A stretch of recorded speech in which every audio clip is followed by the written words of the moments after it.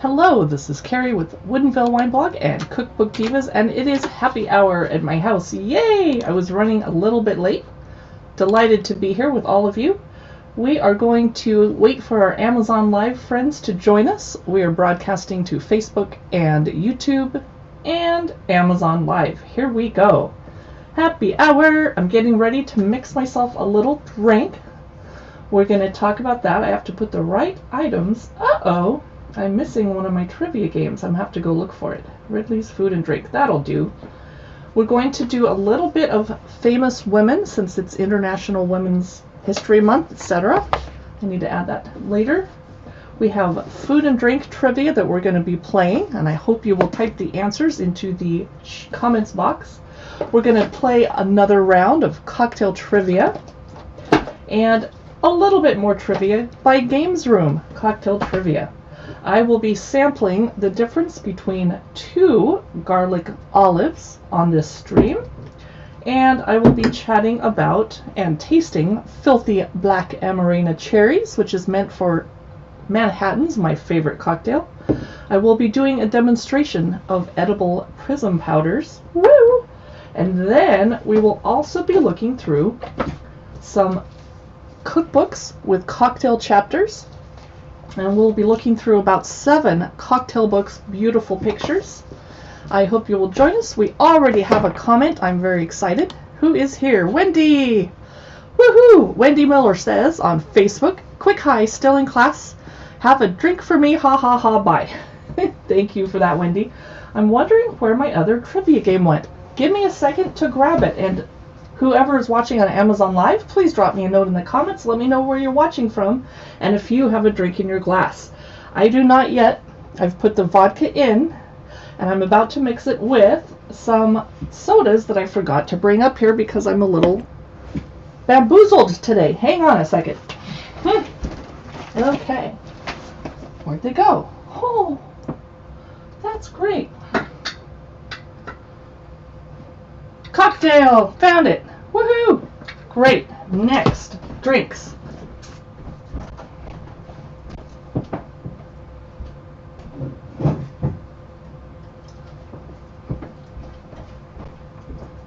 Okay. Woohoo!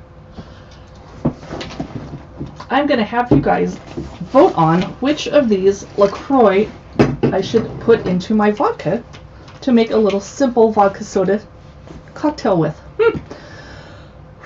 Okay, I have all my stuff. I'm excited to get started. We normally start off our happy hour by greeting our guests, cheersing them, and then asking them cocktail trivia and reading off a little bit of cocktail trivia as well. How about, wow, here's a fun fact. Magellan, the explorer, reportedly spent more on sherry than he spent on weapons for his 1519 trip around the world. I'm in table topics. I like this game, and I own almost every table topics deck. This is the cocktail table topics. They have trivia and facts on one side, and then a thought-provoking question on the other, which is really, most of these I found are a little bit too deep for people that are drinking cocktails and starting off. Like, what's the most significant lesson you've learned in life? You got to really think about that one. I probably wouldn't read that off. But this says, where's your favorite place to drink? And my answer would be, there's a hotel bar in Seattle near me that I love drinking at. I'm not going to say the name of it because I don't want any stalkers to show up. But we love going there. They have an outdoor patio. We've gotten to know the bartender as though he's like a member of our crew. Great guy. We love going there. Where's the best place in the world to watch sunset? I would love for someone to answer that. I'm going to make a banner and put that up. Question. Where's the best place in the world to watch sunset? I'm going to add that. There. I would love to hear your answers. I haven't been that many places in the world. I'm going to say Hawaii for sure. Or San Diego, my hometown where I grew up. So, guys, I'm going to add some soda to this giant pour of vodka. Should I add LaCroix Key Lime, which I've never tasted before. Should I add LaCroix Beach Plum, which I have no idea what's going on there. Let me put it in my carousel here on Amazon. I also have lemon, and I know what lemon tastes like, and I love it, but a lemon vodka soda isn't very creative. It's like, not that great. Or sparkling key lime. I like these because they are 0 sodium, 0 sweeteners. If I wanted sweeteners, I would buy a soda. 0 calorie. This is key lime, naturally essenced sparkling water. But does it have carbs in it? If it can't, right? If it doesn't have fake sugar or real sugar, it shouldn't have carbs. Let's find out. Calories 0, fat 0, sodium 0, carbs 0, protein 0. Haha, we're good. Okay. What would taste better as a vodka soda? Would it be key lime LaCroix? Would it be beach plum, which has a little, that's not what plums look like on the beach, but okay. Does beach mean it's going to have coconut in it? Because I don't care for coconut. I'm scared. Or should I just be really boring and do lemon, but then I could add some of my zesty lemon stuffed olives that I'm going to try on camera, or another brand, Saniti lemon stuffed olives that aren't zesty. That would taste better in a lemon vodka soda. I will let you guys tell me in the comments what you're thinking about that. And here comes Jen. Woohoo! Hey. Yay! Hi. How are you? You are looking fabulous. Are you going out tonight? No. Well. No, I'm not. Are you? I'm thinking we're going to go to VV Pizzeria like at 3:30 when only old people are there to eat. Okay. Because we haven't been there since the new owners took over in Woodinville. I haven't either. Yeah. I'm excited to go, though. You'll have to tell us how you hopefully get to meet them and say hi. Yeah, we are hungry for pizza, and I was just going to go pick some up, and then I thought, well, why wouldn't we go out? It's 55 degrees, which people watching on Amazon don't faint. Mordecai Berkovitz started following. Woohoo! Thank you! Welcome to Cocktail Hour. See if I That can is our Amazon Live person, and I just mispronounced your last name. Berkowitz, excuse me. Oh. Last night, Jen, I wanted to tell you I was watching late night, midnight Amazon Live streamers. Yeah. And there was a guy in India streaming about his jewelry that he makes. Oh, that's cool. But it was the festival of Holi. Oh. So he had all these colored powders that people had thrown at him. Oh, that's cool. And he said I was the only person that had ever chatted in the comments before on his live stream. So we appreciate people that chat on our streams. And then he turned the camera around and I could see people blowing noisemakers and throwing powders at each other and celebrating and happy. It was really interesting. That is really cool. Sorry. So I think he's our new follower. Oh, yay. Welcome. So Jen, where would you think is the best place in the world to watch sunset? Oh, well, gosh, that's a hard question. I think my favorite place is Maui, though. I said Hawaii. I didn't get that specific, but yes. That might be mine. Mm-hmm. Let me think. My second favorite. I don't know. Seattle has pretty awesome sunsets. Maybe Chelan. Lake Chelan's pretty stunning, too. How about our front porch in Chelan and the Adirondack chairs? And you can't really see the water of the lake, but you can see the sunset over the mountains. Exactly. Mm-hmm. It's beautiful there. I'm trying to log in right now. Excuse me. I'm looking down at my phone. That's fine. I'm trying to log in so I can see our comments on. We actually have someone watching from Lake Chelan. I'd love to hear you in the comments. Yay! Where are you going out this weekend? Are you going to go wine tasting? Okay, my next piece of cocktail trivia. Drinks ranked from least to most likely to create a hangover. Okay, least likely. Least likely. Okay. Distilled ethanol diluted with fruit juice. Ooh. I don't really feel the need to drink distilled ethanol. Am I alone in this? No, that sounds terrifying. Oh. And then beer is least likely to create a hangover. Beer is? And then vodka. Okay. And then gin. Uh-oh, it's starting to get tipping more towards hangovers. White wine. Okay. Okay. Whiskey. And then rum is pretty likely to create a hangover, as is red wine. Oh. But the number one drink, according to table topics cocktail trivia, which I need to put back in the carousel over here. The number one drink that you should avoid if you don't want to have a hangover is brandy. Wow. Interesting. Sugar, maybe? Yeah, I guess I don't drink brandy that often. I don't either. Not very often at all, actually. That's not my favorite spirit. Oh, here's a good question that we haven't had enough to drink yet to answer it. Which virtue do you struggle with most? Virtue. Does it give you options? No, it's not that helpful. Ooh. Let's see. I think I'm patient. Maybe I'm sometimes impatient. You're patient. For the most part, I'm pretty patient. I have lots of crazies in my life. I have to be patient. Oops, did I say that out loud? I do need a list of virtues. Let me look it up. List of virtues. Let's see. Oh, authenticity. We got that down. I was almost streaming in my pajamas last night. Like, whatever. Nice. Uh-oh. Cleanliness. Ooh. Hey, at the moment, I'm not struggling with that one. I think we should be more specific, like household cleanliness or personal cleanliness. Yeah, let's be specific. Household is what I refer to. I did take a shower today, people. No, I think sometimes I get a little unorganized, so that could fall in that category. But right now, things are super organized and clean at home. So I do think it makes a difference. I think I would go with that one. That's a struggle, but not at the moment.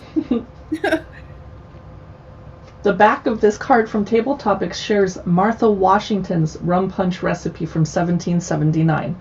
Oh, wow. It's 3 ounces of each white and dark rum. Wow. 3 ounces of orange curacao, which apparently existed in the 1700s. I did not know that. Oh. 4 ounces of simple syrup, which she probably made in her kitchen sink. Right. 4 ounces each lemon and orange juice. This sounds like a pitcher recipe, right? Yeah, big. 3 lemons and 1 orange quartered, grated nutmeg, 3 cinnamon sticks, and 6 cloves. Sounds like a lot. Wow, Martha Washington, that's pretty crazy. Oh my gosh. That's a wild recipe for sure. That is. So I was going to, let me edit this banner here. Should I use key lime, lemon, or beach plum, LaCroix, excuse me. I always mispronounce that. To make my vodka drink. Oh. I have vodka in a glass already. That's obviously more than 1 shot, so I will sip it very slowly. I say, okay. Have you tried this one yet? Beach plum? No, that sounds... Is it beach plum or peach plum? It says beach because there's a beach in the ocean. I thought it said peach plum too, and I was so excited because that looks like a peach, but that's a bee. Maybe we stumbled on a huge marketing boo-boo. Yeah, maybe they misspelled it because there's the plum. That's kind of cool. Weird. It does look like a beach scene in the back, though. I guess I'm gonna... That one sounds good. I'd try that one because I always go with lemon in my vodka soda, never lime. So I usually go with lime, but I want to know what the difference between key lime is. And then I felt like lemon was a boring choice because I always do lemon. Exactly. But, we have a comment. I say beach plum. Oh, so does Dawn. Yes, I agree. Dawn, whose husband is part of Story Cellars Winery in Woodinville. And Dawn, I would love you to tell us about the Ukraine benefit that you guys hosted at your church recently near Woodinville. I would love to hear about that in the comments. All right. I'm going to open Beach Plum. There we go. I finally got it into it smells like peach. What the hell? Ooh, huh. Oh. I just cursed and my dogs started barking. They're like, Mommy, no! You're on Amazon Live. That's so funny. Someone must be there. Oh, dear. They love to bark when I'm going live. It's so much fun. All right. That's hysterical. But the reason I was tempted to do the drink with lemon is because I have lemon stuffed olives that I could throw in it. Oh, that's amazing. Have you tried those yet? Wow. I noticed that screaming quiet dogs doesn't help. No. Well, I'm kind of going simple today. I'm having a Lobo Hills Merlot Rosé. And it Ooh. is delicious. It's the 2020. So I'm really looking forward to the 2021 release because this is super good. Ooh. It's I so love the yummy. color. Ooh. No, isn't it We pretty? It's really we good. don't have a lot of Merlot rosés, I don't think, in Woodinville. I'm trying to think. I know we have a lot of Syrah and some Cinsault, and Cab Franc rosé is pretty popular. Yeah, I don't know a lot off the top of my head. I bet that we have All right. some. I'm doing it. Okay. But I'm also, and I should have put it in the glass first, I wanted to do a demonstration. And I lost my little... I was going to do a demonstration of edible glitter that you can put in your drink to make it sparkly. Oh, and I immediately lost the tiny little container that it comes in. So I guess I won't be demonstrating that at this moment. But you know what's going to be good in this beach plum drink? Ooh, Black cherries. Let me put them in the carousel.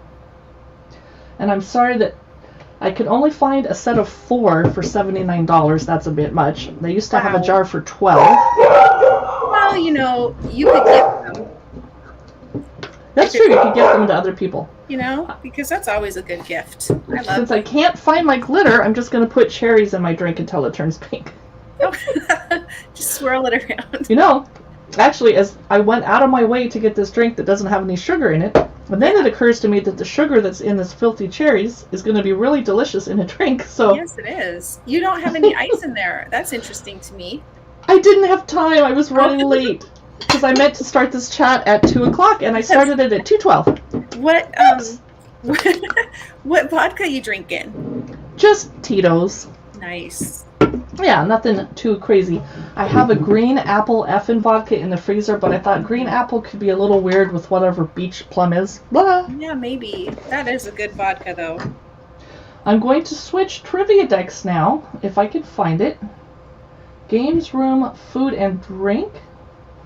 This is by Ridley's, and it has trivia questions, and I love these, and I'm going to try to type one in, actually, and put Dawn's message away. I love them for virtual happy hours like this one when you can't be with your friends, but you kind of want to hang out for a while. Okay, here's a food and drink trivia question. Are you guys ready? We got 3 people watching on Amazon Live. Hopefully somebody will chime in and tell us, Waldorf salad was created in which U.S. city? Ooh, that's tough. Yeah. I have a guess, but I'm going to wait for someone else to guess. Created in which U.S. city? Okay, that is our question, and I hope somebody knows, and honestly, I was expecting Alan to pop in here and tell us that. All right, my little drink that I made out of LaCroix and vodka and a filthy cherry.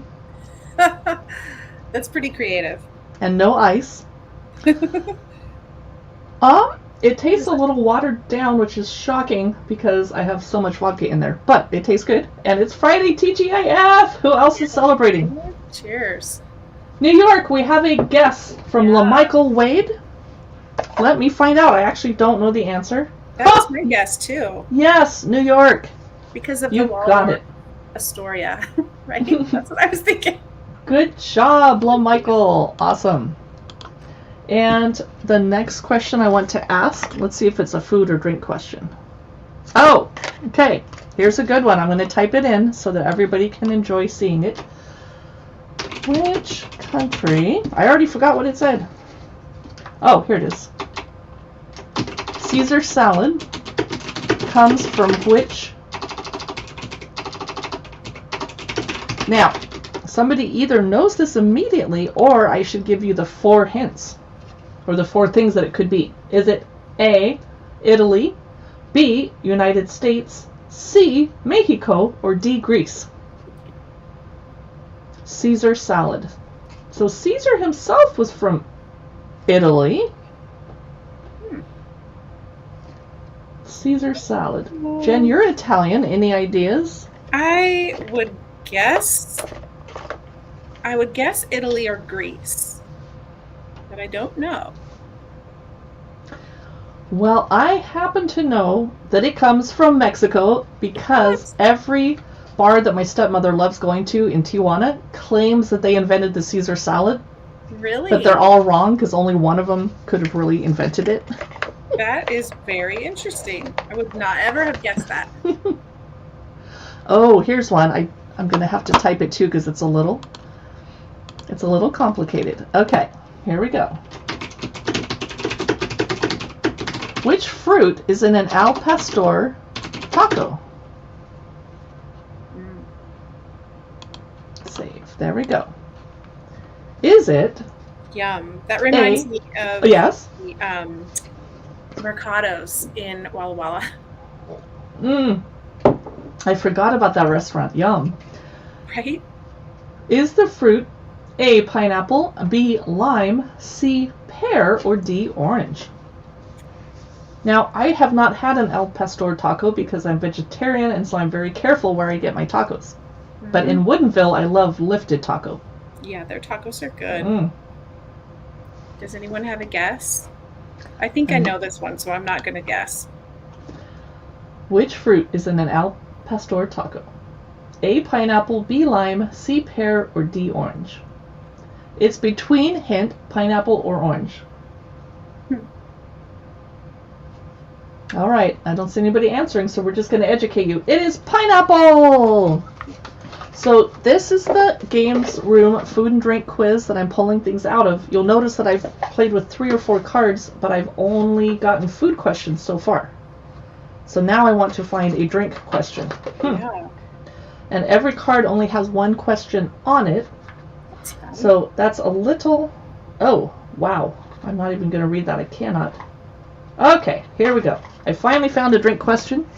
I will type it in, and they will move on to look through a cocktail book. And Jen, do you have any cocktail books you're going to look through today? I do. I don't have it in the carousel, though, so maybe I can add it really quick. Yeah, if you could, that would be great. And then refresh. Yeah, let me do that first, because it's a pretty... It's I really love it, and it was a birthday gift, and I'm loving it. It's got great illustrations. So let me go in there real quick and see if I can add it. Yeah. Okay. I'm going to ask... Banners. I'm going to retype this one. Edit. All right, here's our drinks question for happy hour. Which cocktail is made from light rum, lime juice, and simple syrup? And somebody probably knows the answer without me suggesting the answers. Is it A, a daiquiri, B, a margarita, C, a cosmopolitan, or D, a mojito? Light rum, lime juice, and simple syrup. That sounds good. This is a question from the Ridley's Games Room food and drink quiz. It's going to be hard when we only have 3 people watching to get anyone else to answer, so I'm going to have to answer. I think it's mojito. That's my guess, and I'm sticking to it. Mojito is one of the 2 possible answers, the other being the actual answer, daiquiri. Ooh! Which I never think to order at a bar because I think it's going to be this giant drink that's all floofy with ice, and it's not. It's very refreshing. Good. Yeah. That sounds super refreshing. I was just saying, I forget about those all the time. Okay, I added it, Carrie. Can you see it in the carousel? Maybe if I back out. What's the name of this cocktail book? It's called Ultimate Book of Cocktails. Here, I'll hold it up. Ooh, blue. Let's see if it's at the end. Sometimes when I refresh... Yeah, it's by Dan. But I can't completely exit the app or it'll end the stream, as someone told me the hard way. Nope, I don't see it. Well, I will look for it if I can. Okay. Oh, right. I'd love to get a sneak preview of it. So, yeah, it's really pretty. It'd be a nice display book, and it's got kind of a suede kind of... The Ultimate Book of Cocktails. Cover. It's neat feeling. And what I really like about it is it's got a section at the beginning where it talks about the best spirits, the best of world spirits. So it breaks them down, kind of gives you some lists.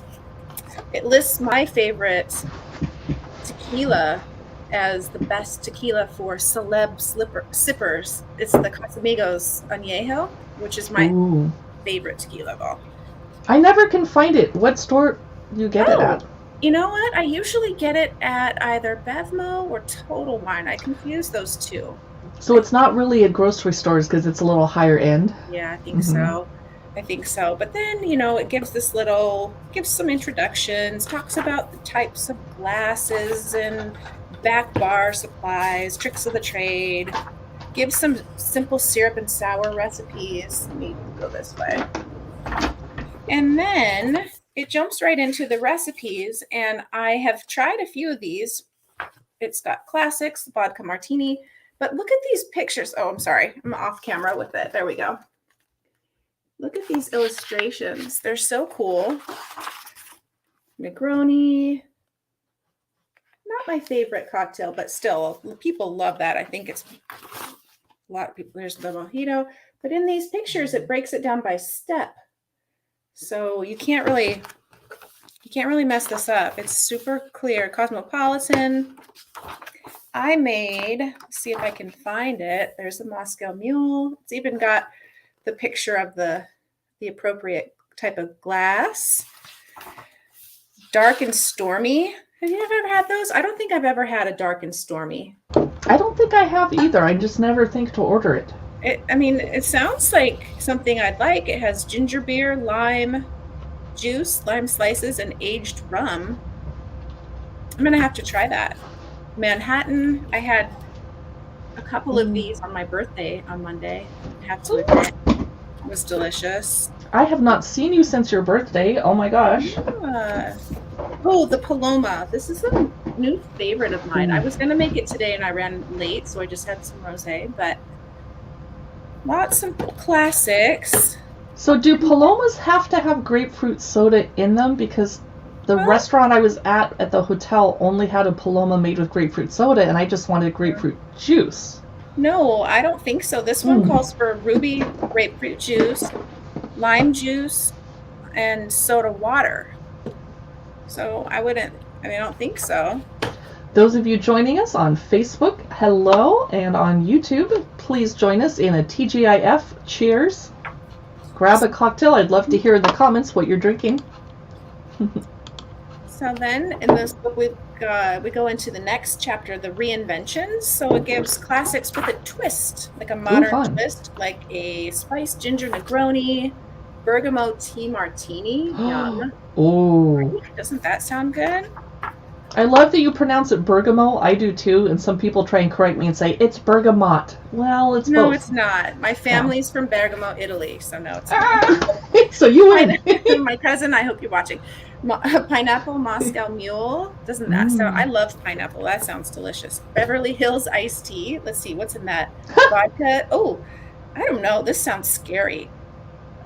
This has all kinds of things: vodka, tequila, gold rum, gin, champagne. I don't know about that. No, that sounds like a hangover waiting to happen. It does. But this rhubarb mojito, yummy. Ooh. I love rhubarb. If it didn't take so many years to harvest in the garden, I'd grow tons of it. You know, Bob is actually going to fence off our rhubarb this year so the dogs can't pee on it. So I will harvest you some, and I promise it won't have pee on it. That is like sacrilege. You can't let them do that. Citrus and sours. Ooh. Okay, Gin Ricky. Ooh, grapefruit and tarragon Collins. Sounds good. Gimlet. Whiskey sour. I do love those. Do you like whiskey sours, Karen? I love whiskey sours, but if I get too much, the sour mix kind of is irritating to your bladder. That's all I can say. Oh, here's something interesting. Breakfast margarita. Oh, you're speaking my language. Right? Oh my gosh, it has orange marmalade in it. Wow. Ooh, this is another rhubarb sour. Oh, pretty. I love the layering. I know. That's one of the things I really love the most about this book is they layer it in the illustration, and then each layer is numbered for the order you add it. So it comes out tasting great. Charred lemonade. All kinds. This is filled with recipes. So, here's one. This is awesome. Thirsty Cowboy. Oh. It looks like it's a big, giant glass, too. Right? Speaking of big, giant glass, I'm going to look for my edible powder while you finish showing people this book. I'll be right back. Okay. Let's see what else we've got. Oh, pina colada, bananas Foster in a drink. Wow, that is very rich and sounds tasty, like a dessert almost. Oh, you found it? Here's a yummy one. We were just talking about daiquiris, cherry thyme daiquiri. Oh. Right? Doesn't that I love it. And I just ordered a little plant on Amazon of thyme that I can grow outside on my porch and harvest for cooking and cocktails. Oh, here's okay. So drink the seasons. This is kind of fun. This one called Beach House. Looks refreshing. Gin, coconut water, and lime juice. Simple. Oh, wow. Very simple and probably healthy because Yeah. of the coconut. I mean, as healthy as it could be for a cocktail. Yeah, exactly. Hydrating at least. Yes. Frozen mango margie. Ooh. Oh, maybe that's supposed to be margie or margarita. Sorry. Oh. Pomegranate sour. That sounds really good. Vanilla vodka. I usually shy away from too many flavored vodkas. Usually the only brand I do buy is that Effin brand. But that sounds kind of good. It has pomegranate juice, ginger syrup, and lime juice in it. Yum. And then appletini. Can never go wrong with an appletini. I got kind of embarrassed ordering it because so many movies made fun of people that order appletinis like they're Midwestern housewives. I sort of resemble that statement, except I'm not a housewife or Midwestern. I think it sounds good right now. That sounds good. Here's something I've never heard of called a sunburn. Blood orange juice. Yum. Orange gold tequila, orange liqueur, blood orange juice, cranberry juice, and blood orange slices. That's a summer drink for sure. Except blood oranges only come out in December and January in the grocery store, but you can buy frozen. Oh, okay. Maybe I'm wrong then. I think of that as summertime, but it sounds like it would be amazing. Oh, yeah, maybe we're in winter here. I don't know. I didn't get any this winter, and I was really mad. I kept forgetting to buy them, and then they were out of the store. I'm like, oh, I wanted blood oranges. Espresso old-fashioned? Whoa. Wow. Fresh espresso, bourbon or rye, simple syrup, bitters, and lemon twist. Do you drink espresso, Jan? I don't think I've ever seen you.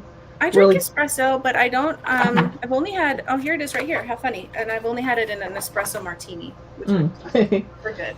I would never have thought to mix it in a old fashioned. Here's a French martini. I like this cookbook. It's very creative. It is. It is creative. And here's something called a hot spice pear and ginger, which looks sort of like it's made in a punch bowl. Ooh. So that's kind of a fun idea. One of the cookbooks we're going to look through next is an entire book on punch bowl parties. Parties around a punch bowl. That's going to be fun. Wow, let's see it. That's kind of flipped through the whole thing here. So, but one of the things I really like is the feel of this, the texture of this book. It's like sort of soft and suede-y. It just feels really nice to the touch. It makes you want to pick it up and flip through it. Next up, we are going to play a little bit of the Helvetic Wine IQ trivia. It is in our carousel over on Amazon Live, where we have a couple people that have joined us for happy hour. Thank you for that. We have nobody watching on YouTube, Facebook at this particular moment, but people are busy at work. It is a Friday. So Helvetic Wine IQ is supposed to be played like a game with a scorecard, but I don't like keeping score on trivia. Whoever gets it right, that's awesome. We just want to learn and play trivia. Right. But we've noticed that it's very hard. Yeah. Very hard. Okay, guys. This game is hard? Yeah, the answers. Woo, and the questions. For example, which champagne was served to guests at the 1981 wedding of Prince Charles and Lady Diana? Was it Veuve Clicquot, Bollinger, or Moet et Chandon? Ooh, I would say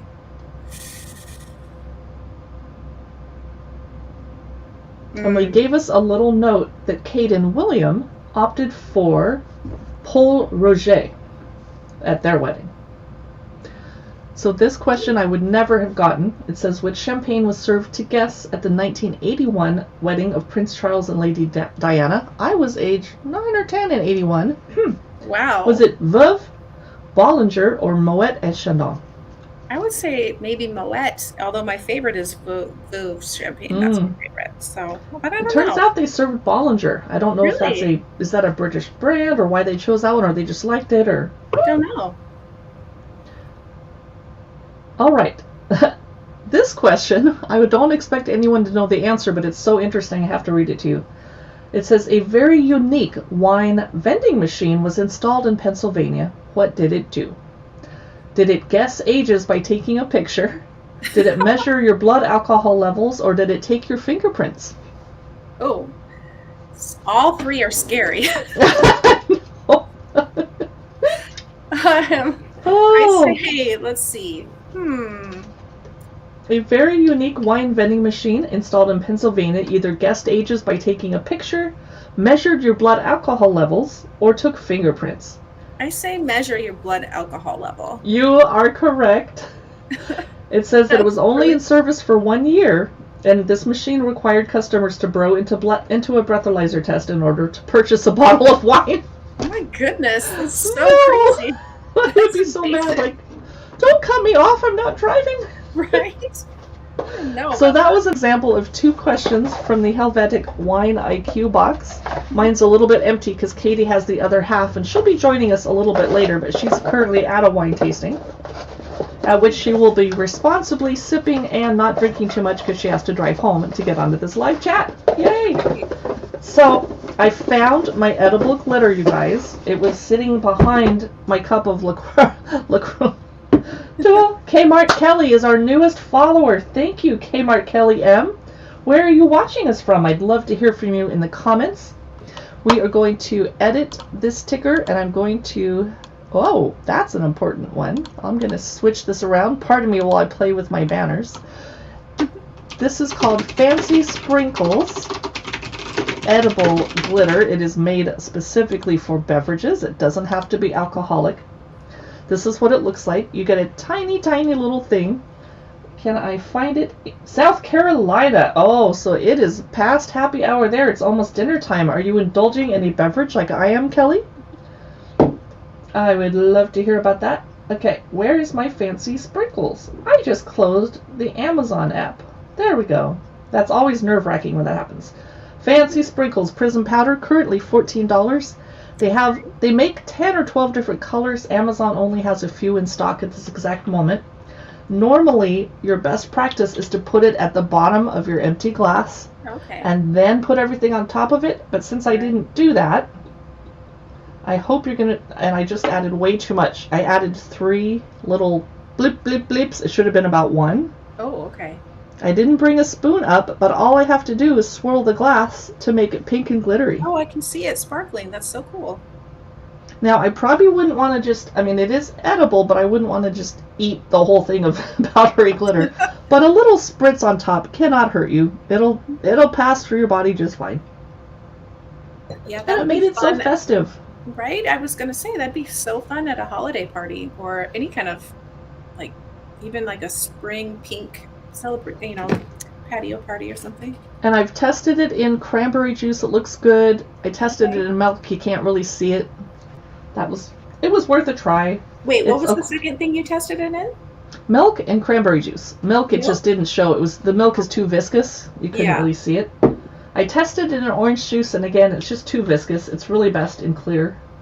And it sparkles, and it really lasts a long time before all the glitter gets down to the bottom of the glass. But it is better if you start with the glitter on the bottom and pour your drink and stir and mix. But it'll stay here for a while. And it does not turn my tongue pink. Yay! Alright, so next up, we are going to look through parties around a punch bowl. I need to find it in our Amazon carousel. I ran to the library today and just grabbed a bunch of cocktail books that looked really fun to look through. The author is Kimberly Schlegel Whitman, and I love making punch bowls for parties or pitchers because that way I don't have to sit all over the bar as a hostess all day long. Right. Let me get this ticker off of here. Parties around a punch bowl. It came out in 2018. It is from Gibbs Smith, one of our favorite cookbook publishers. Table of contents. The punch bowl is back. Warm weather alfresco southern high tea. That's for Kelly. Kmart Kelly in South Carolina. Easter egg hunt. Ooh, lemon twist afternoon. Summer fresh picnic. Margarita mixer. La Dolce Vita. Fall fete. Fancy winter gathering. Christmas holiday brunch. Baby sprinkle. And a guide to garnishes. The punch bowl is back. Yay!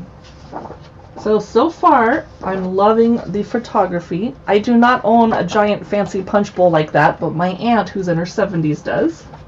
I was just going to say they're actually kind of harder to find than I would have thought. I looked for one not that long ago and had a hard time. Here comes Katie. Woo! Oh. Okay, hi. I did it. Not very sneaky. I know. It wasn't at all. There we go. Hi. What is in what did you do today at your wine tasting, Katie? Oh boy, it was long. We went to Mary Hill today, and it was really nice. It was busy today. So in Woodinville, Washington. Mm-hmm. Yeah, it was really tasty. It was really good. It was, I believe, 7 different wines that we tried. So it was wow. lengthy. Yeah, it was a lot. That is a lot. Yeah, so that's why it took so long. But hello, everybody. Hello. Sorry, go ahead and keep your awesome cookbook. We're going to look through the cookbook, and now that Katie's here, we're going to torture her with trivia after I'm done. No. Yeah. Oh, no. All right. Whoops. I'm trying to show 2 tickers at the same time. That doesn't work. Okay, parties around a punch bowl. I grabbed this at the library because it looked amazing, and it's not just a cocktail book. It has recipes like the savory tomato tart. Yum. And pineapple spice bars. Ooh. And Katie, feel free to move the StreamYard around. Whatever works the best. Southern High Tea. Peach tea punch. That just sounds like a hangover in a bowl right there. But it sounds delicious. Good. Does it involve Southern Comfort, though? I'm kind of scared because Jen and I can't drink that. No, it's not my preference. I mean, I can a little bit, really don't like to. Oh, actually, this is actually non-alcoholic. Yay. Oh, wow. Homemade Scottish scones. Here's the Easter egg hunt. I really don't think parents should be drinking that much at an Easter egg, but here's pineapple lime punch. If you want to, you can add rum, or you can keep it kid-friendly. Oh, those are cute. Is Peeps Racers. You make little, like, cute. Is that Twinkies with Peeps on top, it looks like? Oh my gosh, that is adorable. Macaroon nests. Avocado deviled eggs that have been dyed. Whoa. Oh. Yum. Decorate with cabbage vases, so it's a decorating book too, not just recipes. I'm looking forward to this lemon twist afternoon chapter. Yeah. Lemonade punch. And for those of you just joining us on Amazon Live, this is Parties Around a Punch Bowl. And Jen says she loves South Carolina. Yes, you go there a couple times a year. Citrus bundt cake recipe. Oh, I wish. Maybe once every other year, probably. Crown cupcakes. A summer fresh picnic. I'm looking forward to summer. Oh, here's JR's favorite punch. That looks really good. I love the photography in this book. It's yes. Pretty. Ginger ale, orange juice, and pineapple juice. Easy. Tips for leftover punch. Well, you wouldn't have any leftovers because it looks so good, but you can pour them into ice pop molds. Interesting that she doesn't mention what kind of alcohol you'd want to add to it if it wasn't for kids. She's suggesting Topo Chico, the sparkling water. Fruit skewers with mint. Let me find something. Oh, a margarita mixer. This is going to be fun. What do they have? Mango guacamole. And La Dolce Vita. That's how I like to serve. Jen is really good at doing cheese boards like that, aren't you, Jen? Yes. I love doing them. That's kind of something during the pandemic when we were trapped at home. My daughter Natalie and I made them on the regular, and it was fun, but not good for the diet, probably. Ate too much. This is a La Dolce Vita Italian punch, and it features frangelico, pomegranate juice, cranberry-infused vodka, either purchased or make your own, a honey solution, and clove-studded orange slices. Oh, that sounds delicious. Yum. Truffled mac and cheese. I wouldn't say no to that. No. Yum. Here's the fall party. We're just going to do a quick preview. Tomato basil soup and a Moscow Mule punch. Oh, yum. Bar cart punch. Angel biscuits. What's that? What's an angel biscuit? An angel biscuit has sour cream, an entire cup, flour, baking powder, soda, and sea salt. Wow, those would be moist. That sounds good. Whoa. A fancy winter gathering that we'll check out really quick. Here's a pomander punch. Wow. I haven't heard the word pomander used in a long time. You shove a bunch of cloves into oranges. Uh-huh. Oh, wow. Yum. It's kind of old-fashioned. Yeah. How about the good. art of the cheese board? A Christmas holiday brunch. This will be fun. We are thinking of doing some Christmas Amazon Live shopping next year, or next Ooh. fall. Hope you guys will join us for that. Bacon and Swiss quiche. Ooh, yum. Yum. And a baby sprinkle. That's an interesting word for a baby shower. Sprinkle rimmed glasses. That's cute. And a guide to garnishes. That is Parties Around a Punch Bowl. That's a great book. Now Yeah. that we have several people watching, I think it's time for a few more trivia questions. Am I right? Oh, Yeah, goodness. let's do Who else is drinking besides me? I TGIF. have my rosé. Simply. All right. I'm going to grab... We already did games, room, food, and drink. We did not yet do another round. Let me put it up in the carousel so we can find it. I find this a lot easier than the questions in the Wine IQ trivia game. Oh, And it good. has categories in this one. And Katie has half my deck, but I bet you didn't have time to grab it. Oh, I have them conveniently right here. Oh, so you can torture us with questions too.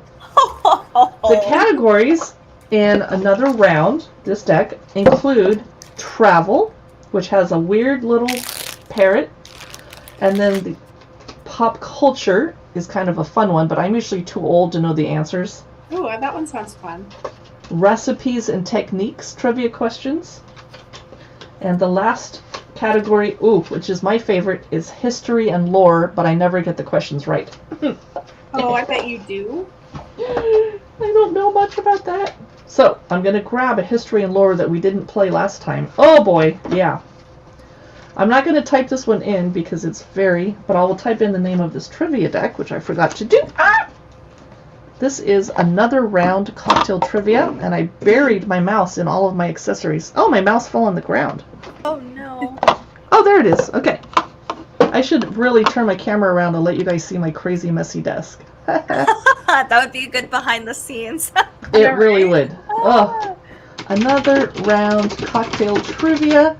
Amazon is currently selling it for $16.99. Because I do so many live cocktail trivia parties, it's well worth the money. And this is what the box looks like. So we're in the history category. Okay, everybody, I want to hear some answers. According to cocktail lore, during the Prohibition years, this drink was devised with honey and lemon juice to disguise the taste of bathtub gin. The name was also Roaring Twenties slang for awesome as this cocktail can be. Was it A, Satan's whiskers, B, cat's meow, C, bee's knees, or D, hanky panky? Oh, my God. Ooh. I love this. Oh, I'll I repeat. think we still have the ticker on the bottom. Yes. Okay, is it the same? That's what one we're in? Yes, Okay. another round cocktail trivia. That's Okay. because the people watching us on Facebook and YouTube can't see the Amazon carousel. Okay. Smart. According to cocktail lore during Prohibition, this drink, which was either Satan's whiskers, cat's meow, bee's knees, or hanky panky, was devised with honey and lemon juice to disguise the taste of bathtub gin. The name of the drink was also slang in the Roaring Twenties for awesome. Any guesses? I don't see anybody answering on YouTube or Facebook. How about our Amazon Live viewers? Someone just logged out because they were scared. C, Kmart Kelly. The bee's knees. You are right, Kelly. Woo! Yes! That's what I was Yay! going to say, too. I wished it was the cat's whiskers, to be honest. That's just what my soul wanted. Kelly, you are the bee's knees. Yeah. Yay! Hooray. Let's do one more, and then we will move on to, I'd like to do some inspiring women trivia. Ooh. So, how about pop culture that I didn't read before? Here it is. No? Let me grab one. Maybe Katie can grab one. Pop culture? Yeah. Or any category you want. Oh my good. Let's do travel because I Ooh. want to travel. Yes. Oh God, that's a long question. I'm not doing that one. Okay, let's see. All right. Oh, this is a cocktail-oriented one. Okay, so Harry's New York Bar, famous for cocktail creations, including the French 75, and the Sidecar, is not located in New York. In which city is it actually located? Is it A, London, B, Paris, C, Chicago, or D, St. Louis? Ooh, that's a good question. I'm going to say it's not St. Louis. I think my guess is London, but I don't know. This is kind of a hard. This is not. I would not guess this at all. It is not up my alley. I think I just read a fictional novel that was set and a lady went to Harry's bar, so I'm going to guess London with Jen. Okay.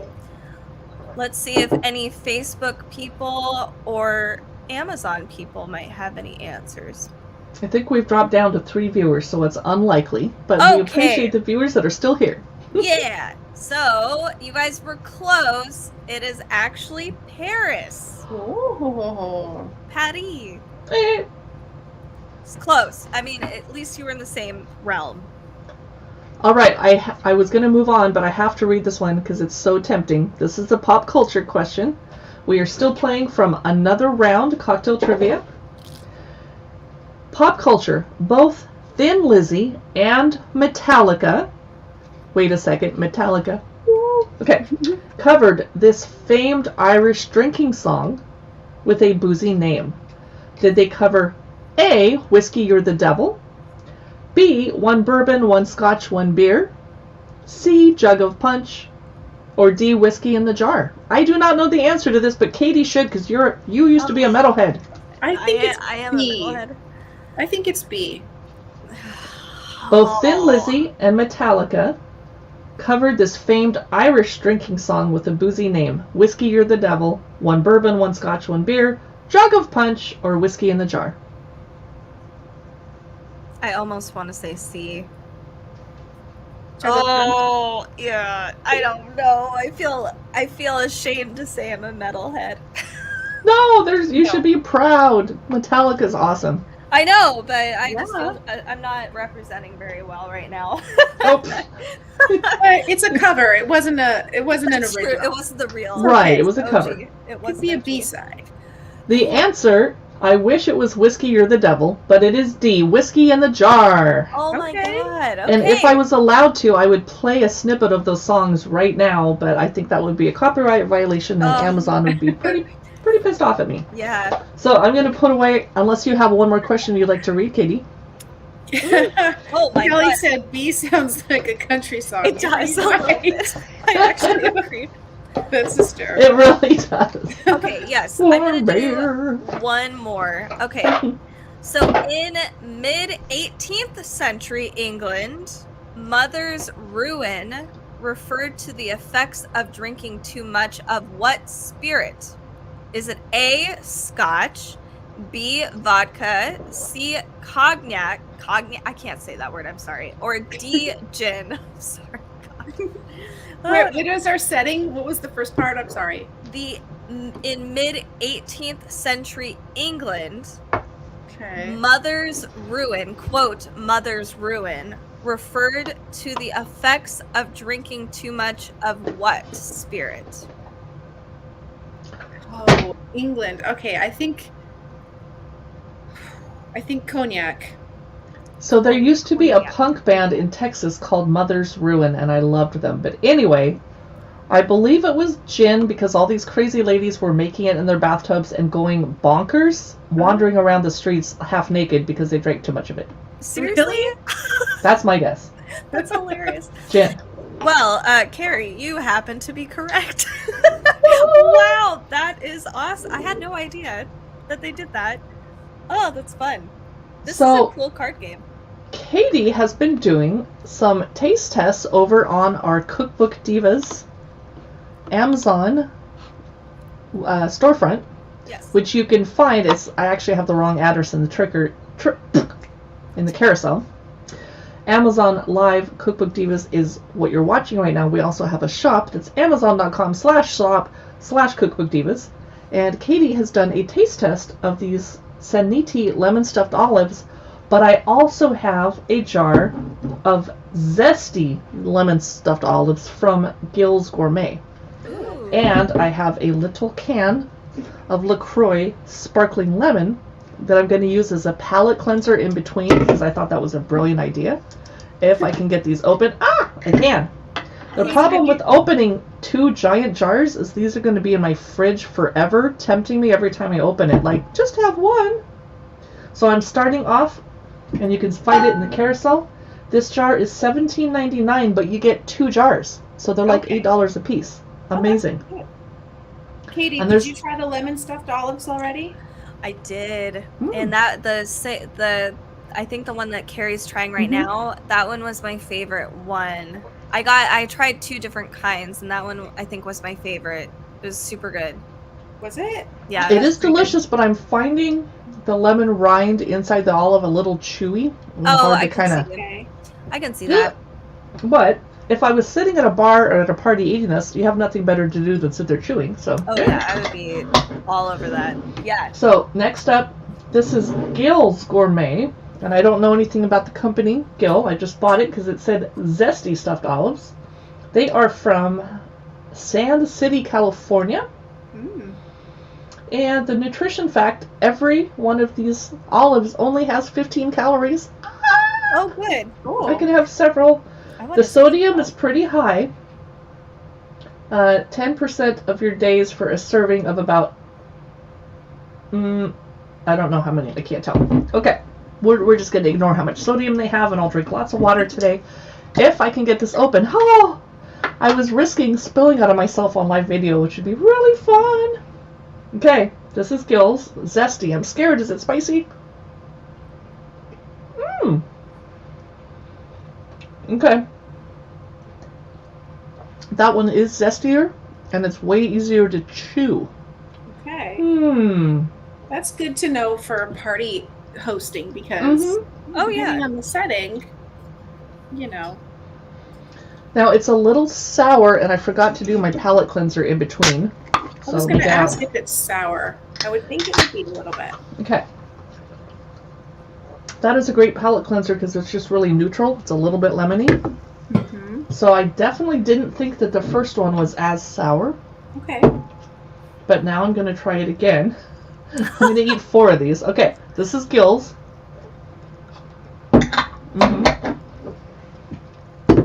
Zesty. Yeah, definitely sour. Okay, palate cleanser. Sorry for talking with my mouth full. Ah! Kay, did you have a cocktail book you're going to look through today? If not, that's okay. I can get one. Let me get there. Okay. All right. I'm now eating stuffed olives. I'm sorry I'm eating them right in front of you.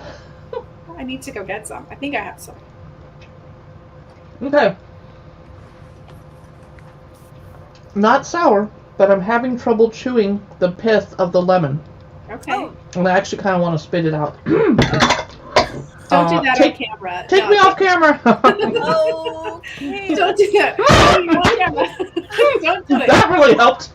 Not safe. Not safe. I swallowed it. I made it. Phew. Okay. Wow. Woo. Oh boy. Are you okay? Would you like me to go through my cocktail book? I would love it. And I just kicked over a giant stack of cookbooks on the floor. And I'll just give you guys a sneak peek of what I'm going to be looking through on our YouTube channel. Ooh, The Farmer's Daughter Bakes. Ooh, it's a really pretty cookbook. That is beautiful. Oh. Okay. Let's see. Okay. I will start then.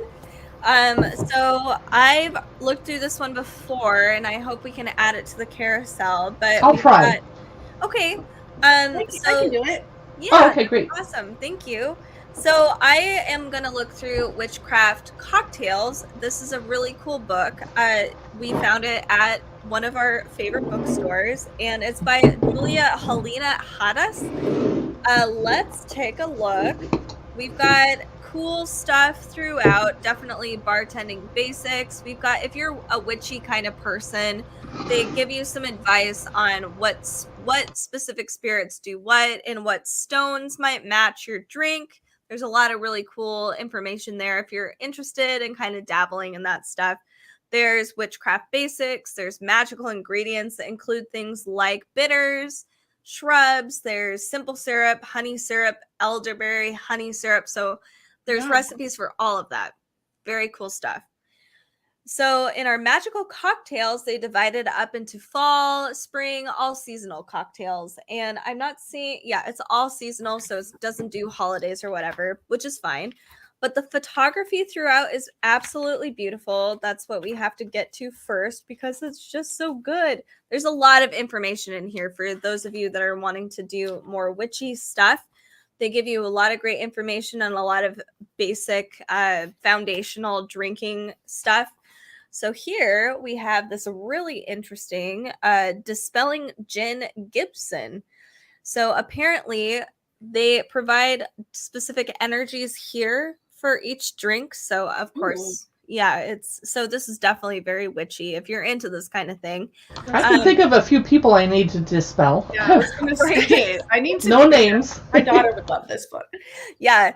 So some of the energies are protection, exorcism, healing, and prophecy for this particular drink. It tells you the serving size, so this serves one. You've got a ingredient list here, and then they even give you things like if you're a tarot reader, so any tarot card readers out there, this is super fun. It talks about the card association for each drink. So for this one, this is the Tower. And then I believe so at the top here, it gives you an awesome description of the drink itself, the flavor profiles, along with kind of your inner spiritual ingredients or effects. So that's kind of cool. That is cool. Ooh, we have a comment, I think from YouTube. TCM said that they've heard, bless you, they've heard good things about that Farmer's Daughter book and asked if we have had a chance to look at Everyone Can Bake. Ooh. Oh, hey, TCM. Welcome back. Glad to have you back here. Hello. TCM knows a lot about cookbooks and cooking. Oh, awesome. Yes, definitely. I have not looked through the Farmer's Daughter yet. Have you had a chance to do Everyone Can Bake, Carrie? No, I don't think so. Okay. I don't know if I did that book or if you did that book, but not yet. We haven't been able to do either of those books. So for those of you that have just joined us, I am going through witchcraft cocktails. For those of you that are a little witchy or a little magical, we're all a little magical. This is a really fun, quirky little cocktail book.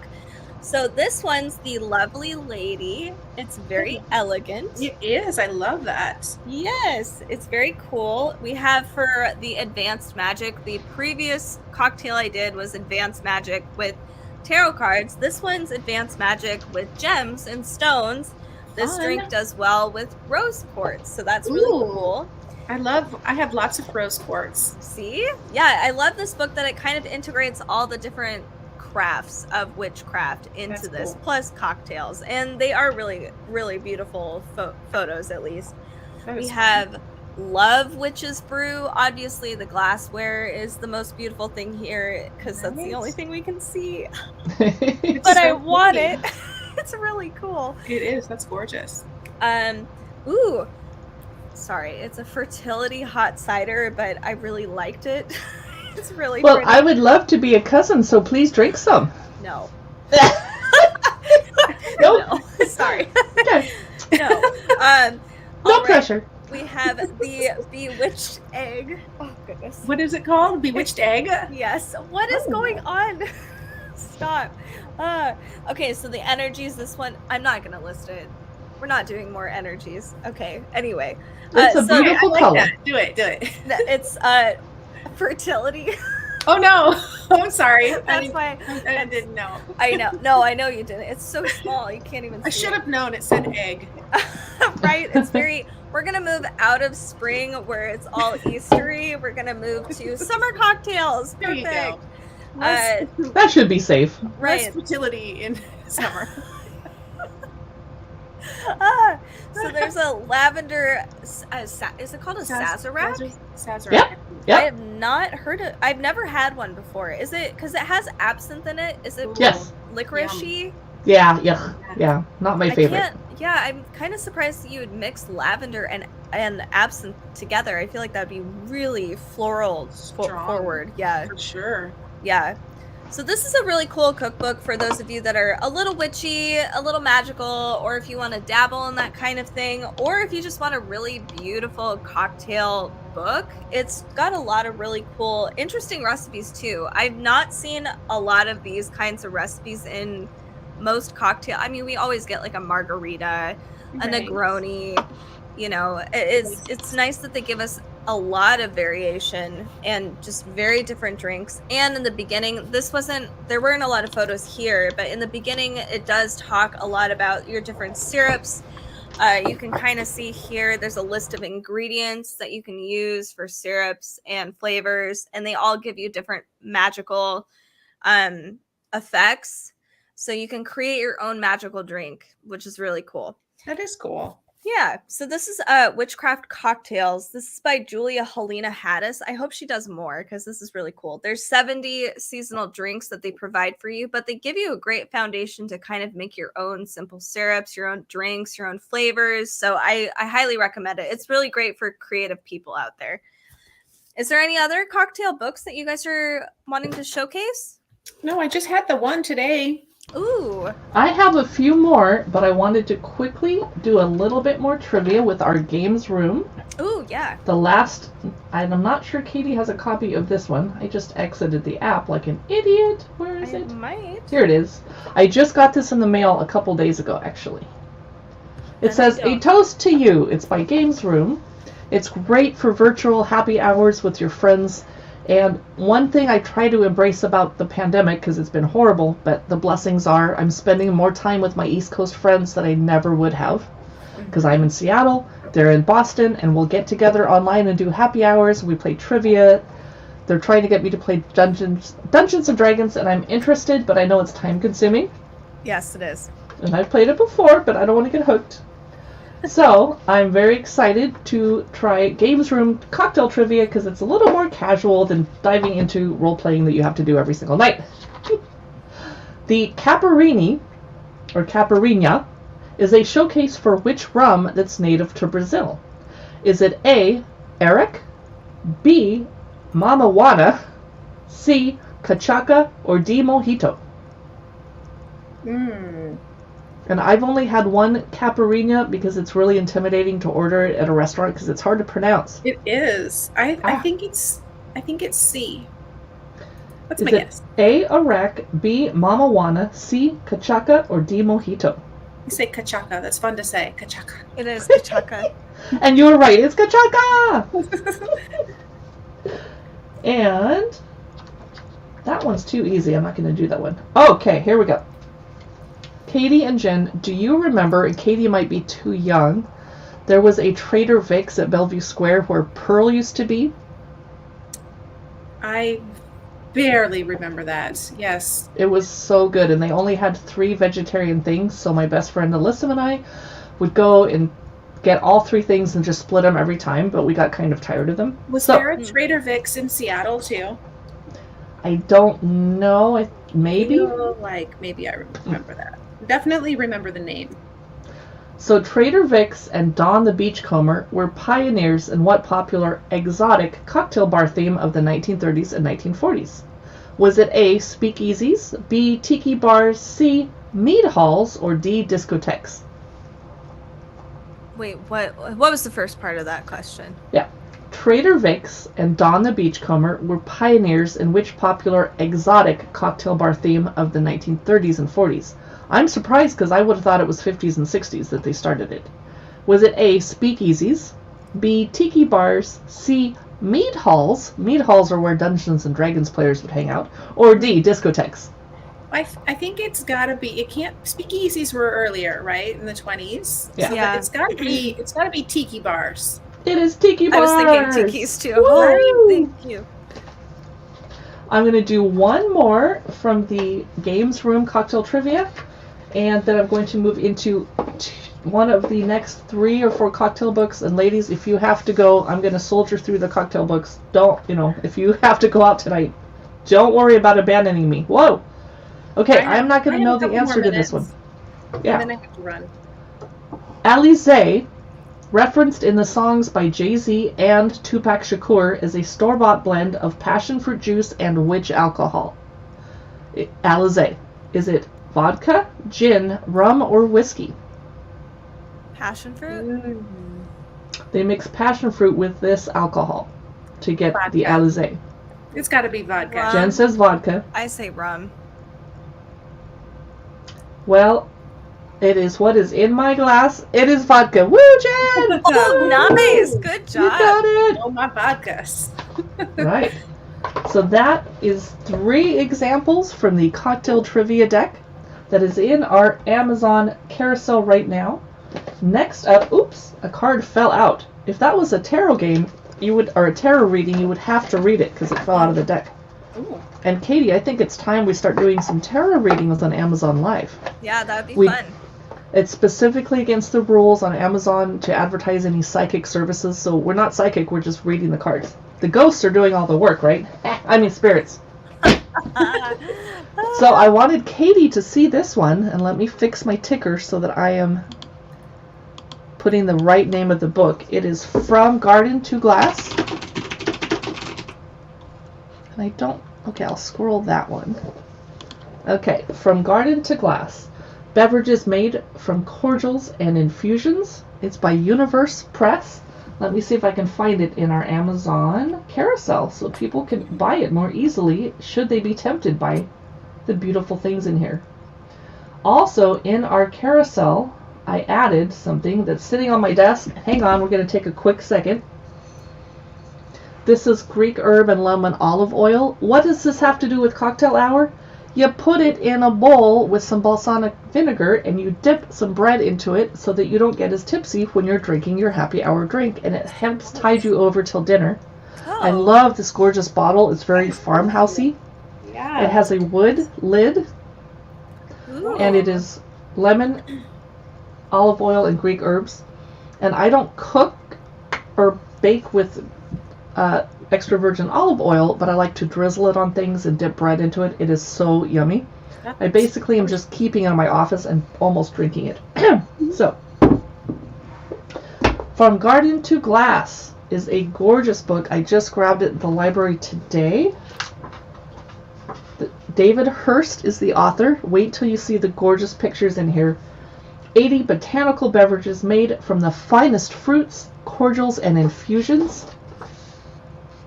Oh, A picture of lemony, refreshing, and they even took the time to put some kind of spices around the rim of the glass. Love it. That's beautiful.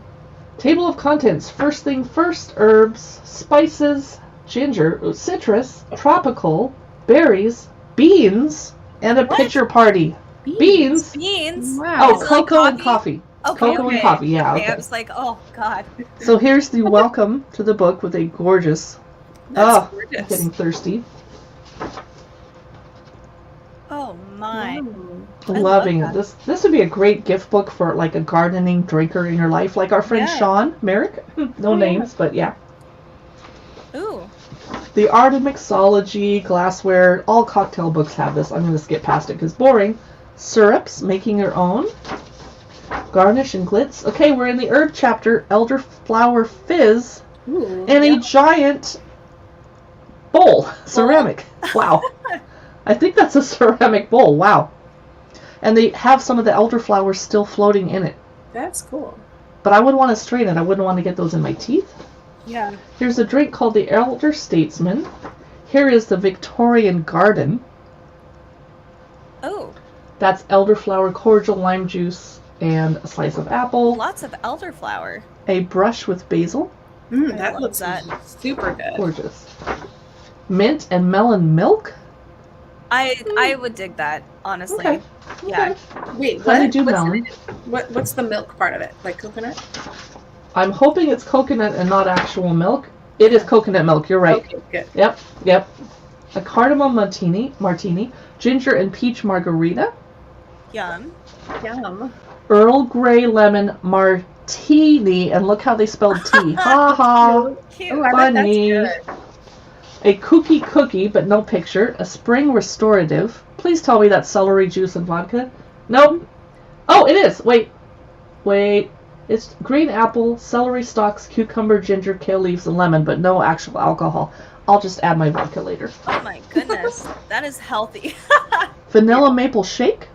Ooh, yum. Okay. Citrus chapter. I'm looking forward to this one. Papa's orange fizz.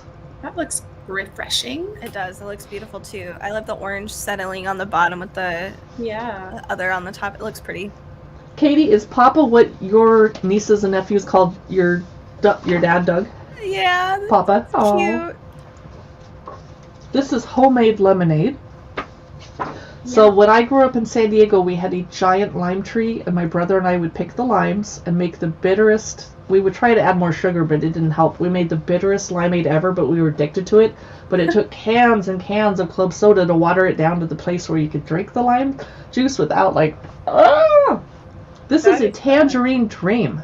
Ooh, That looks that really is pretty. beautiful. Also the name of a 70s and 80s electronic band that my friend Chris from New York really liked. A citrus Bellini.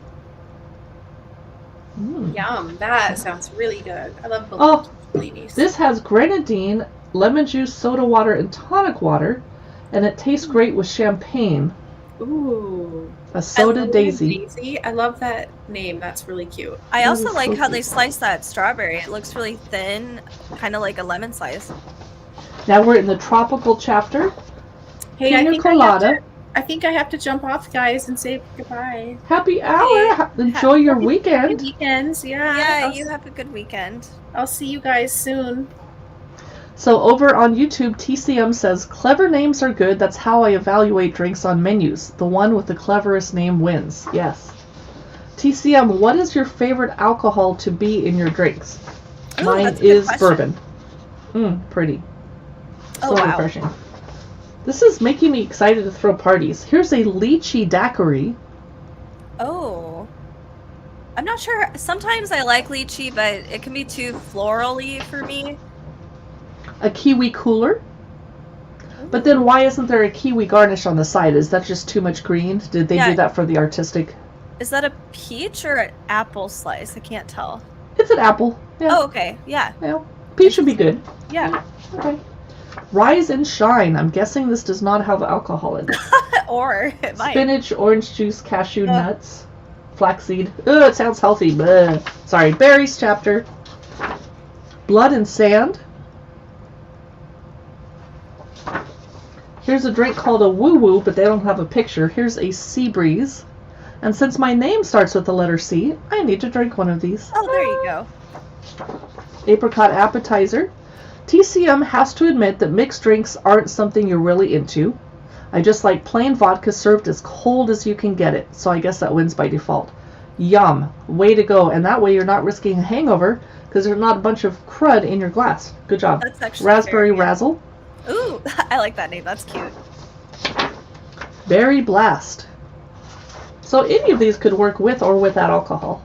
This is called Fruits of the Forest. Oh, wow. I wonder what the difference is for all the berry drinks. Like what gives it the edge, I guess. A nutty goji martini. I don't even know where to get goji berries. An Asian market, I guess. Yeah, I only see them freeze dried. Linger on. But if the drink tastes really good, I don't want to linger. A lemon refresher. Oh, yum. And that is the end of our preview of From Garden to Glass. Very awesome.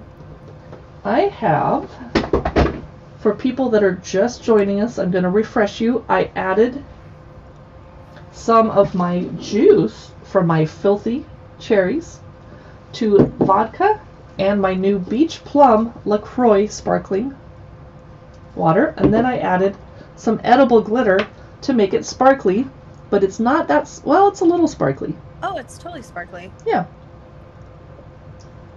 TCM says, nah, I'm just boring. If I get a mixed drink, usually it's like a date or a special occasion, something where I don't want to get drunk and the person I'm with doesn't like red wine. You are not boring, TCM. You are far from it. Ugh.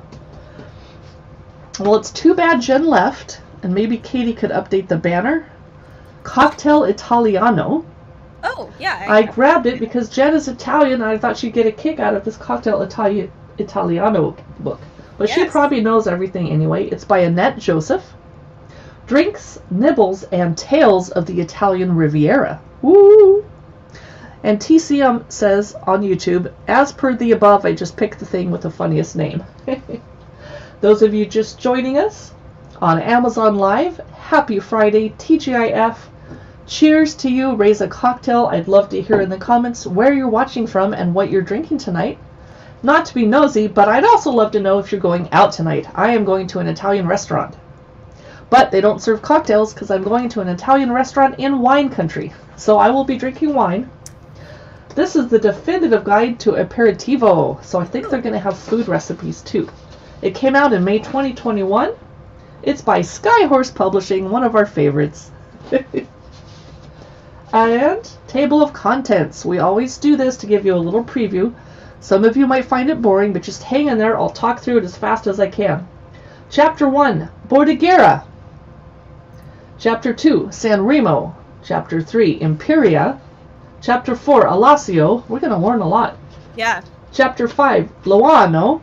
Chapter 6, Genova. Chapter 7, Santa Margherita. How am I doing with my Italian accent? You're doing great. Chapter 8, Portofino. Chapter 9, Levanto. Chapter 10, La Ricci. Chapter 11, Porto Venere. And Chapter 12, Milan. Ooh. I would love to go to any of those places. Okay. Yes. History of aperitivo. During the 18th century, the ritual of enjoying cocktails before dinner became popular throughout Europe. In Italy, it caught on very quickly and remains a daily treat that almost every Italian enjoys throughout the year, and especially during the summer months. The Latin word apertus means to open. Torino and Milan created their own versions of drinks using bitters and vermouths, which have the effect of making one hungry, hence the name aperitivo. Well, I'm already hungry, and I'm really sad to say we're going to be eating dinner at like 4 p.m. when old people are there, but my boyfriend is older than me. TCM says table of contents is the best part. I spent my entire lunch hour trying to find the table of contents for the Latteray Sweets book to see if it had a specific recipe in it I wanted. Yes, for sure. All right, beach club manners. I don't need to read that because I don't go to a beach club. Here's some people partying. We don't care. There's a beach. I hate you for being on it because I'm not. But I was on the beach last week. I can't complain. Okay, here's a recipe for mussels and white wine, but no picture. And then a cosmopolitan recipe with a beautiful picture. Grilled vegetables and polenta squares. Yum. TCM says sadly it did not have that recipe. Oh. Fried carrots, calamari, onions, and zucchini. Yum.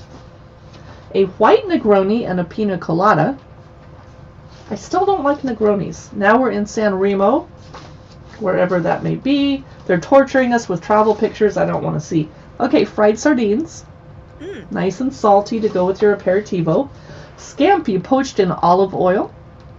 You could probably poach it in this olive oil, just saying. Yeah. Just saying.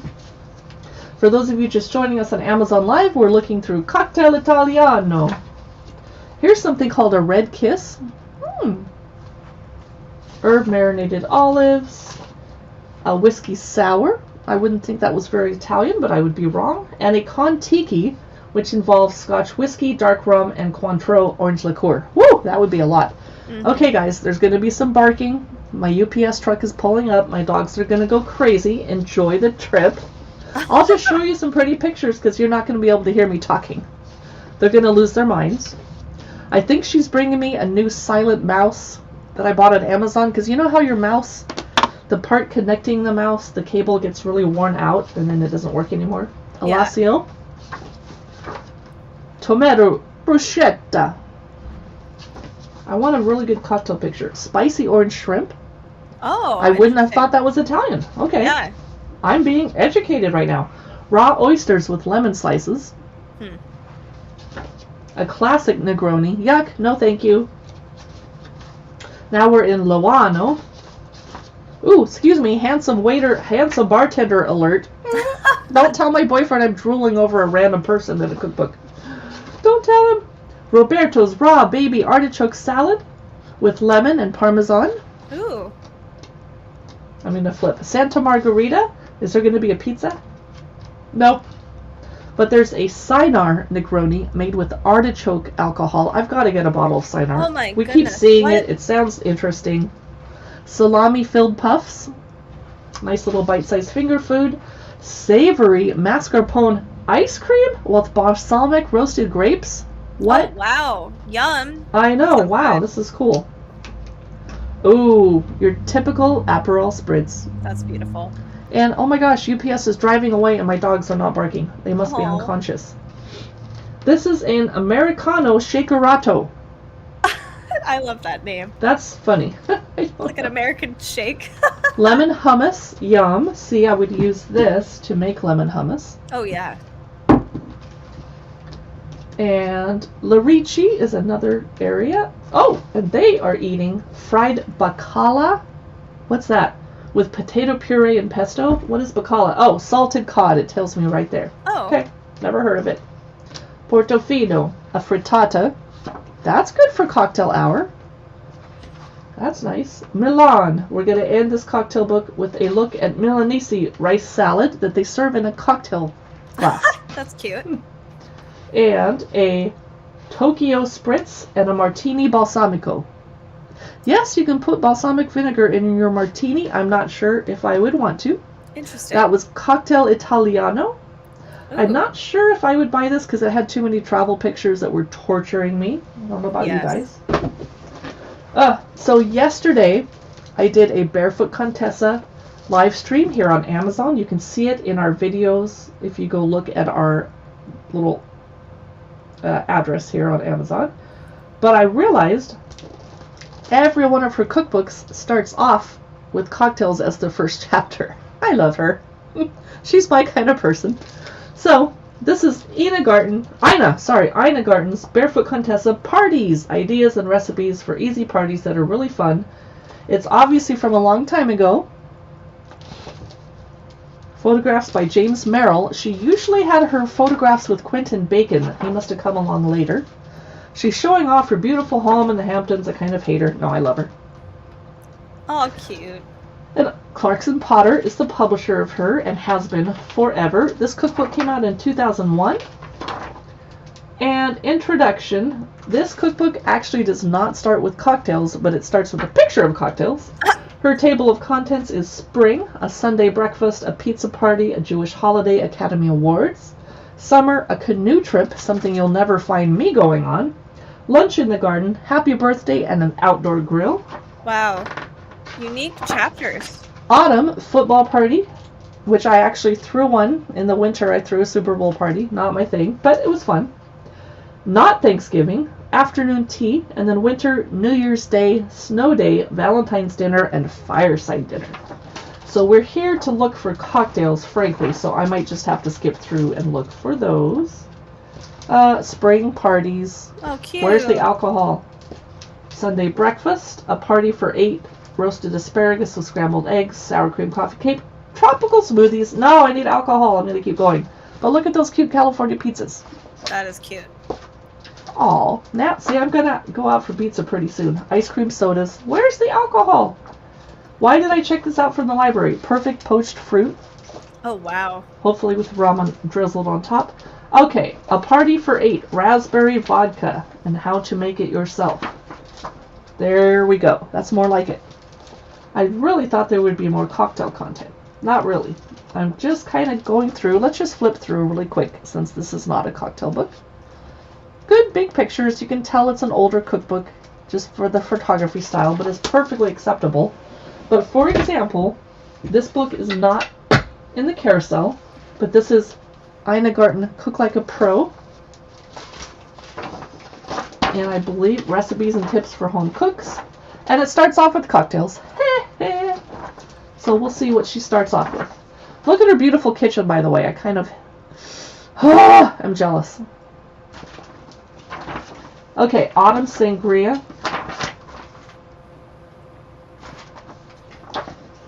And then she has a recipe for warm dates with blue cheese and prosciutto. Classic daiquiris, updated. Yum.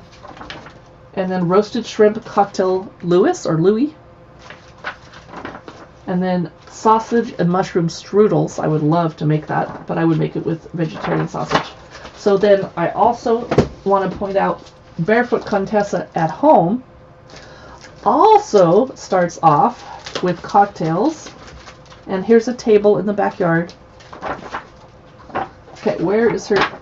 Oh, actually, I'm wrong. This book doesn't even have a cocktail chapter. I have been corrected. Well, I felt like every book I looked through. Let's try Modern Comfort Food. Let's see if this one does. And I have to take these back to the library because I got the only copies at the Woodinville Library. Cocktails, first chapter. Love it. Oh, this is all the cookbooks she's written up to 2020. Oh my goodness. 12 of them. Woo! Okay, this is her comfort food book. But she starts off with cocktails, which are very comforting. Hot spiced apple cider. Ultimate Bloody Marys. None of us really need a recipe for that, though. Frozen Palomas. Now you're talking. That looks awesome. I love that. TCM says over on YouTube, I feel like I've seen video of Ina Garten making something like punch and saying, use a little vodka and pouring more than the better half of a fifth of vodka into the pitcher. Yes.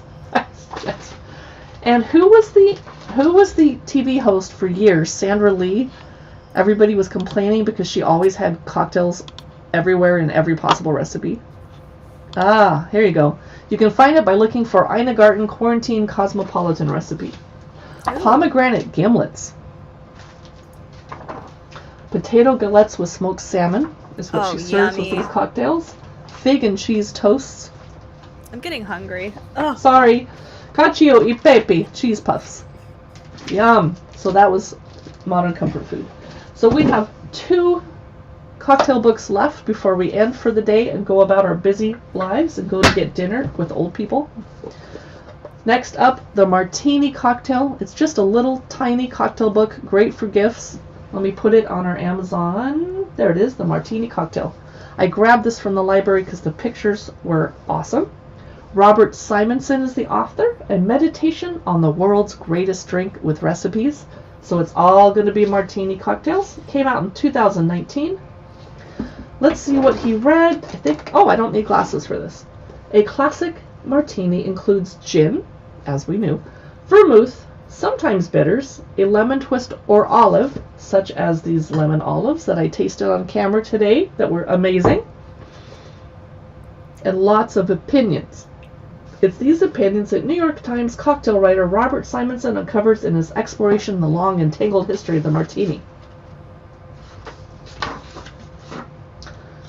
Photographs by Lizzie Monroe, 10 Speed Press, one of our favorite cookbook publishers. Gorgeous photos. Contents. Prologue, My Dad's Martini. Introduction, Bewildering Depths. The story, the recipes. Epilogue, My Martini. Okay. He's writing about his dad's martini. Bewildering depths, blah, blah, blah. Get to the recipes. The story. The latecomer, the king of cocktails, was late to the cocktail party. American drinkers had lived under many other liquid monarchs.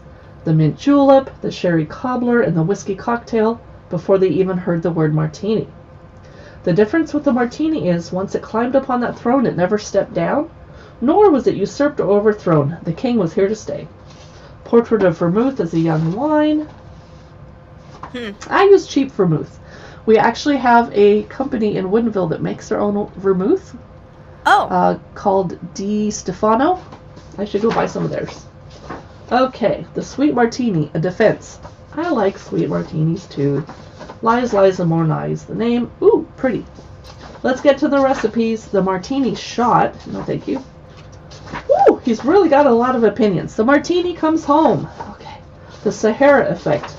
The opposite of Sahara, the martini on the rocks.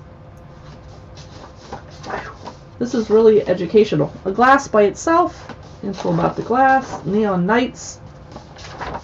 The return of martinis. Getting dirty. Okay.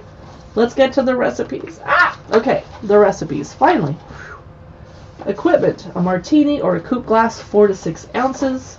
a shaker, standard mixing glass, the difference between stirring and shaking, and why you would do either. Early martinis!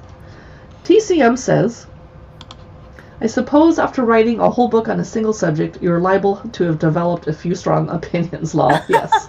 Yes. For sure. Okay. This is the Martinez.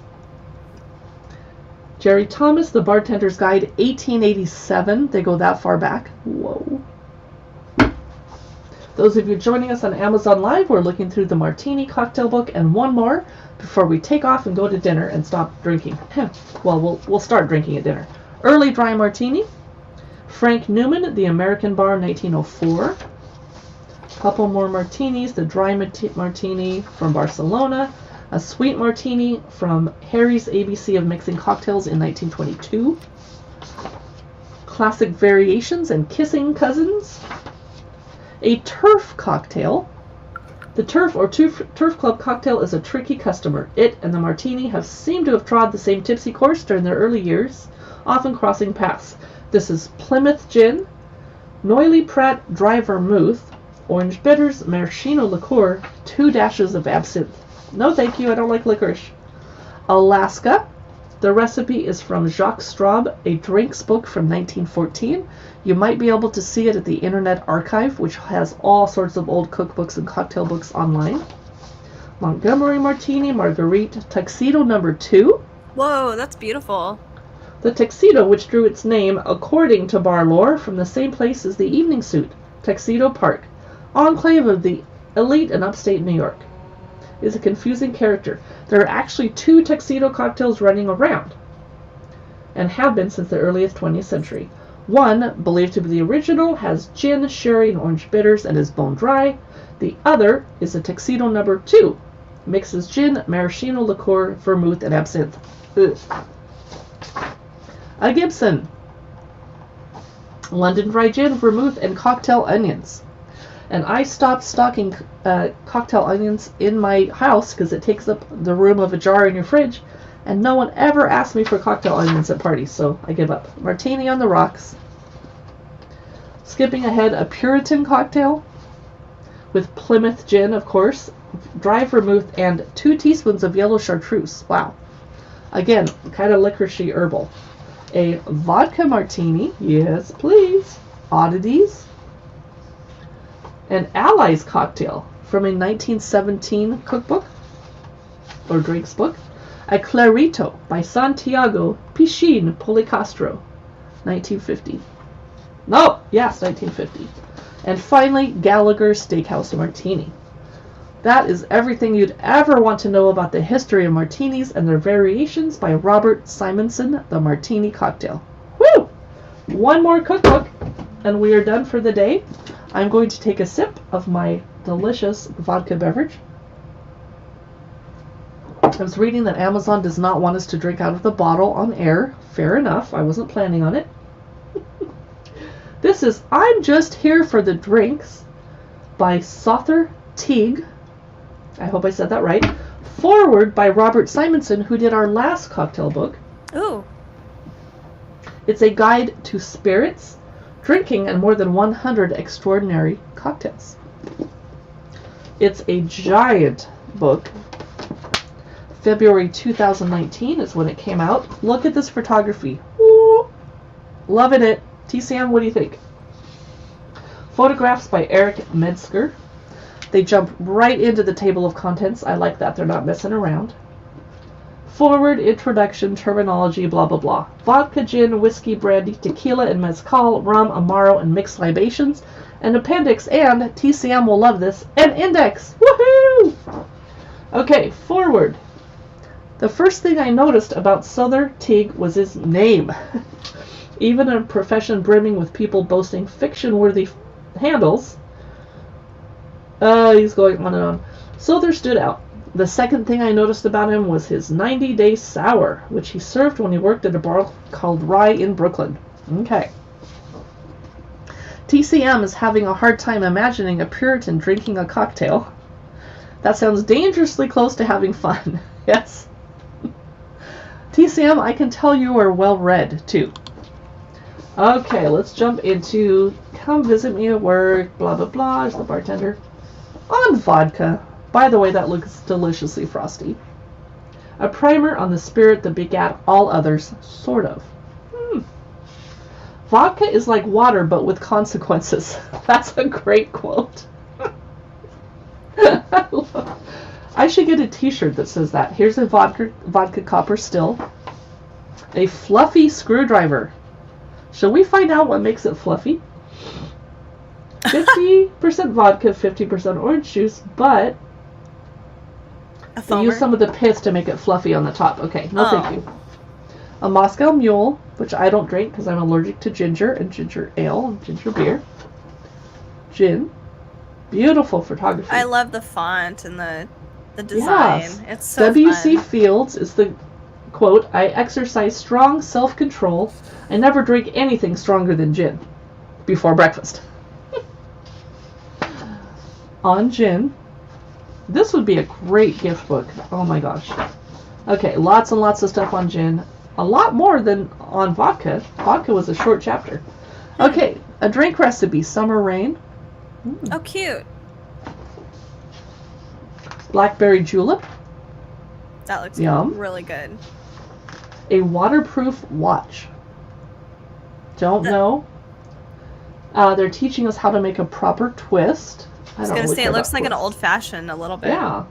I Heart Bitters. A brief history of the cocktail's ever-expanding spice rack. This is called a flight deck with aviation. Okay, why is this blue or gray looking? Because it has creme de violette in it. And I have some creme de violette in the house. Tempting. A Ramos Gin Fizz with a straw. Don't make you drink it faster. Bee's Knees Gin and Tonic Eastside Fizz. The Clover Club. Look how pretty that is. That's so pretty. There's a foam on top and they put some kind of syrup. I'm guessing that's egg white. Oh, wow. Aquafaba. Yeah. It's Aquafaba. That makes sense. Okay, yeah, that's better than egg whites. Red gin with pink gin. What? Dude, I love that. That's so cool. Wait, is that gin the brown drink as well? Or no? Well, yeah. Red gin with homemade grenadine, London Dry Gin, seltzer, Peychaud's bitters, which would kind of discolor it a little, pink gin, Angostura bitters, and Plymouth gin. Wow. TCM says, okay, I might be interested in the blackberry julep. When I was a kid, we had blackberry bushes all around where I lived, and it's a flavor I miss. Oh, TCM, I have blackberry bushes all over, like 8 miles of trails in my neighborhood. And we just go pick blackberries, but in late August or early September. Agua de fresa. Or agua fresca, if you're American. A burning love, and it's actually on fire. Ooh. Wow. Ooh, my iPhone is going into low power mode. Whiskey. Too much of anything is bad, but too much good whiskey is barely enough, says Mark Twain. I love these quotes. Okay, I'm going to skip ahead. Campfire Old Fashioned. Mint julep. The photography in this book is amazing. The breakfast bell. The thrust and parry with the debonair. Ooh. I'm going to have to really jump because my phone's going to die. A ham bone. I don't want to know. A rye tie. Oh my goodness. That's with funny. fry instead of rum. Kentucky buck. So Katie, what are you doing for dinner tonight? Out in cooking, being cooked for? We are having leftover Indian food. Yum! It's always better the second day. Oh, so good. So brandy, the old windmill, brandy Alexander, apricot julep, and a Jack Rose. Oh, wow. Take me to Marrakesh. A Ricardo Zarza. Hemingway's Cats. Thoughts on Ice, very important. Cerveza del Reyes. Ah! I don't want to hurt this book.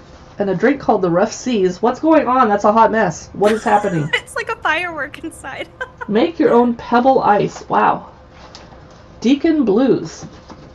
I love this. I think I have to own this. Wow. Oh, it's cool. Yeah. I'm just here for the drinks. So, since my iPhone is trying to die, we're going to say goodbye to our Amazon Live friends, who I'm surprised, I think the stream just died. Yep, it died because my phone died. All right. So thank you for joining us for Happy Hour. Katie, thank you for hauling ass to be here with me and Jen today. Yes, sorry it took so long. We're going to try something new on Monday, Meal Plan Monday. Very cool. And we are going to be doing spring cleaning, possibly on Sunday. Spring cleaning with Cookbook Divas, all of your favorite and some new finds, Amazon supplies for getting and keeping your house clean and organized. If it sounds boring, I feel ya, but I'm going to whip my house into shape and you can watch me do it. And you can laugh when I trip over stuff. Thanks so much for